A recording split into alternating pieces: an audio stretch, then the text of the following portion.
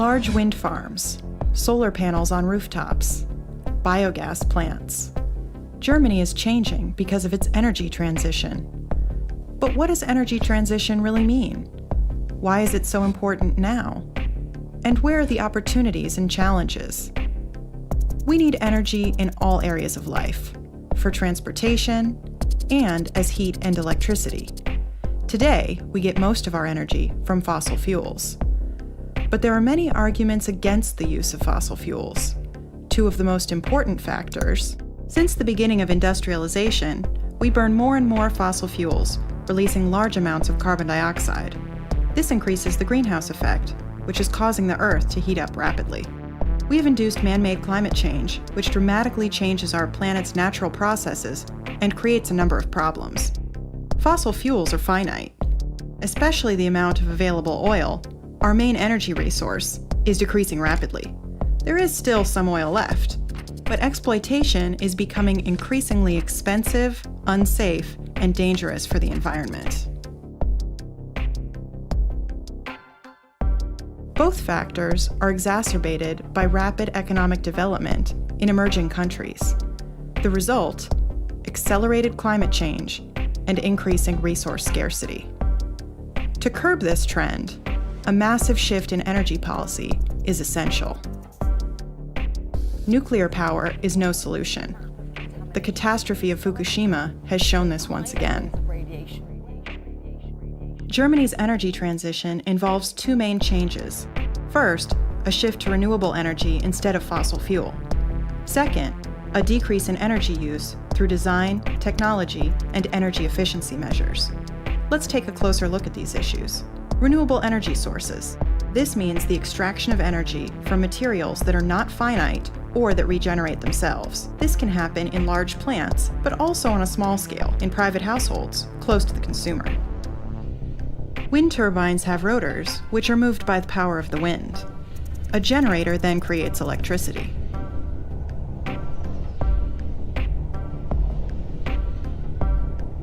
Similar to wind power, in hydroelectric power stations, kinetic energy drives a generator, which produces electricity.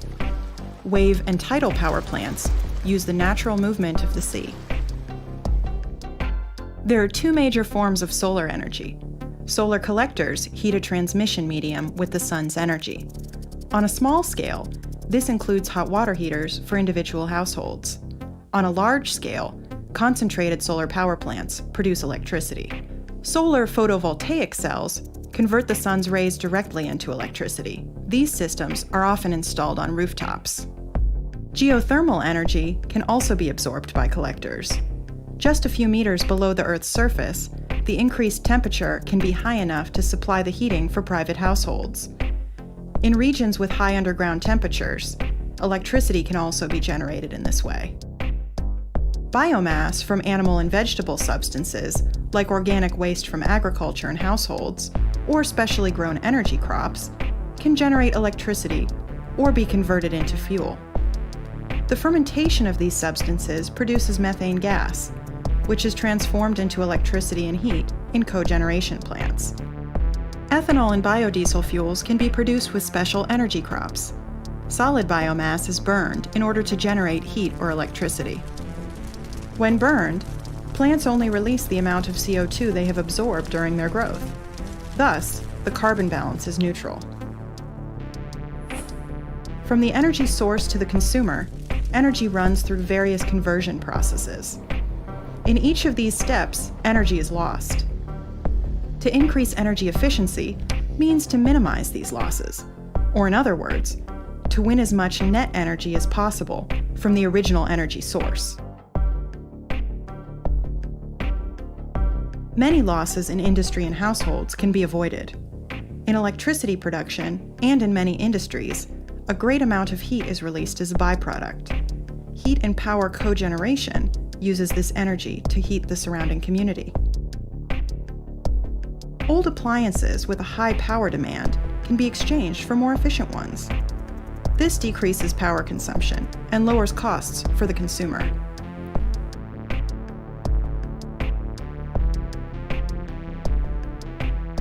Just as important as increasing efficiency, is the reduction of overall consumption.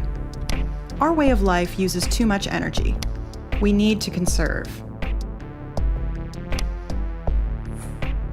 The energy transition is a very complex challenge. What are the difficulties? The use of renewable energy can have negative ecological consequences. Occasionally, the interests of nature conservation conflict with the production of green power. Wind and hydroelectric power plants may damage the habitats of birds and fish. For the cultivation of energy crops, rainforests are cleared. This destroys valuable ecosystems and important natural carbon sinks and increases CO2 emissions. Energy crops are often grown on fields that previously grew food crops. This increases world food prices. Residents in the vicinity of many power plants can complain about unsightly buildings and noise. At times, state funding practices have been criticized. Subsidies can hinder a complete restructuring and favor a few large energy producers. Businesses and households often cannot afford the upfront costs of buying more efficient equipment. And sometimes, it is very difficult for us to change our habits. The reliable and constant supply of green electricity is a major technical challenge.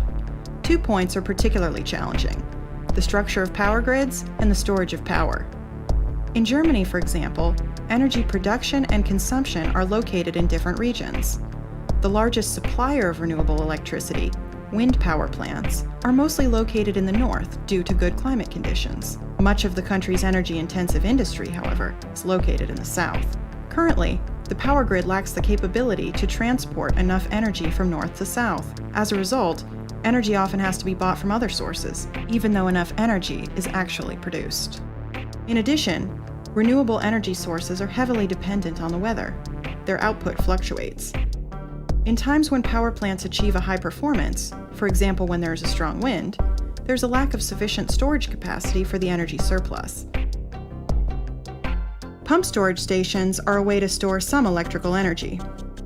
But these storage facilities take a lot of space and a certain geography. At this time, a well-engineered storage technology that could be implemented nationwide doesn't exist. A technical solution might be so-called smart grids. These intelligent power grids observe and link production, storage, and consumption of energy in a large integrated system. Depending on the demand for energy at a certain time, they can fine-tune energy production and moderate consumption. They balance fluctuations between energy supply and demand and integrate the many new decentralized producers into the power grid. Thus, the energy supply becomes more efficient and more reliable. We see, an energy transition is inevitable.